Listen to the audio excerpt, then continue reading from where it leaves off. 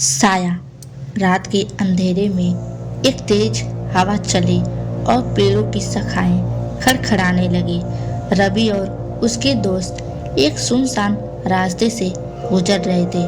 वे पुराने गांव की ओर बढ़ रहे थे, जिसे लोग शापित गांव कहते थे। भाई, यह जगह अजीब लग रही है, सूरज ने डरते हुए कहा। रवि हंसते हुए बोला, अरे डर मत, भूत वूत कुछ नहीं होते, ये बस कहानियां हैं।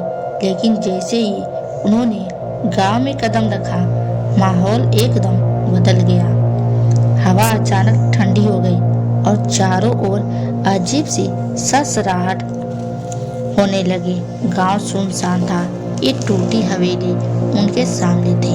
हवेली के दरवाजे पर एक जंग लगा ताला था, लेकिन हवा की झोंके से दरवाजा धीरे धीरे खुल गया। चलो अंदर देखते हैं, रवि ने उत्सुकता से कहा।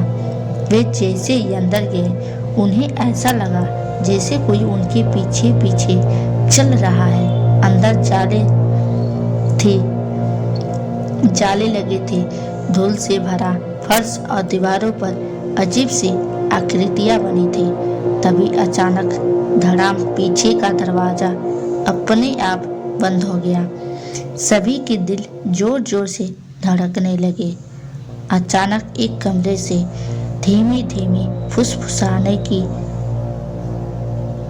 फुसफुसाहट सुनाई दी। वे हिम्मत करके अंदर झांके तो देखा एक धुंधला साया एक कोने में खड़ा था। कौन हो तुम? रवि कांपते हुए बोला। उस साये की आंखें लाल जल रही थी। धीरे धीरे उसकी शक्ल एक भयानक चेहरे में बदलने लगी। तुम्हें यहाँ नहीं आना चाहिए था, एक भयानक आवाज गूंजी। रवि और उसके दोस्तों की चीखें हवेली में गूंज उठी और उसके दोस्त दरवाजे की ओर भागे, लेकिन वह जाम हो चुका था। हवेली की दीवारों पर अजीबोगरीब परछाइयां नाच रही थी। हमें यहाँ से निकलना होगा, सुरेश घबराते हुए चिल्लाया। अचानक हवेली की दीवारों पर खून से लिखे शब्द उभरने लगे, जो आया है वो कभी वापस नहीं जाएगा। तभी एक जोरदार ठहाका गूंजा। वे मुड़े तो देखा वही काला साया हवा में तैर रहा था। उसकी लाल आंखें जल रही थी और उसके लंबे नाखून हवा में लहराते हुए उनकी ओर बढ़ रहे थे। रवि ने हिम्मत करके मां के दिए हुए ताबीज निकाला और सामने लहराया। जैसे ही ताबीज की रोशनी उस साया पर पड़ी, वह एक भयानक चीख के साथ पीछे हट गया। ये हमें मार डालेगा, अर्जुन चिल्लाया। तभी हवेली के एक कोने से किसी औरत की दर्द भरी सिसकियां की आवाज आई। कौन है वहाँ? रवि ने कांपते आवाज में पूछा। कोने में एक छाया उभरी। यह एक पुरानी साड़ी पहनी हुई महिला थी, जिसकी आंखों में करुणा थी। बचाओ, मुझे यहाँ कैद कर दिया गया है, वह दर्द भरी आवाज में बोले। लेकिन तुम कौन हो? महिला ने बताया कि वह रंजना है, जो इस हवेली के पुराने मालिक ठाकुर प्रताप की बेटी थी। ठाकुर ने उसे जिंदा दीवार में चुनवा दिया था, क्योंकि उसने किसी गरीब लड़के से प्रेम किया था। उसकी आत्मा बदले की आग में जल रही थी। लेकिन यह साया कौन है? सुरेश ने हिम्मत करके पूछा। रंजना ने कांपते हुए कहा, यह मेरा हत्यारा है, मेरे पिता का श्रापित आत्मा। रवि और उसके दोस्त अब समझ चुके थे कि यह हवेली केवल एक भूतिया जगह नहीं, बल्कि एक मौत का जाल थी। साया फिर से प्रकट हुआ, लेकिन इस बार वह पहले से भी ज्यादा गुस्से में था।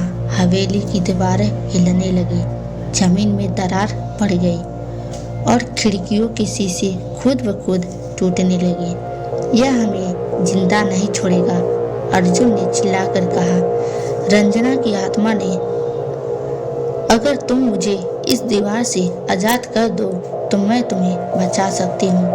रवि ने जल्दी से दीवार पर लटक रही पुरानी तलवार उठाई और दीवार पर वार किया।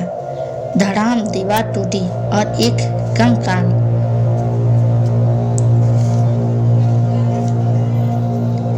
पर गिरा। रंजना की आत्मा उसके शरीर के पास जाते ही तेज रोशनी में बदल गई। धन्यवाद, अब मैं मुक्त हूँ, रंजना की आत्मा बोले और आसमान में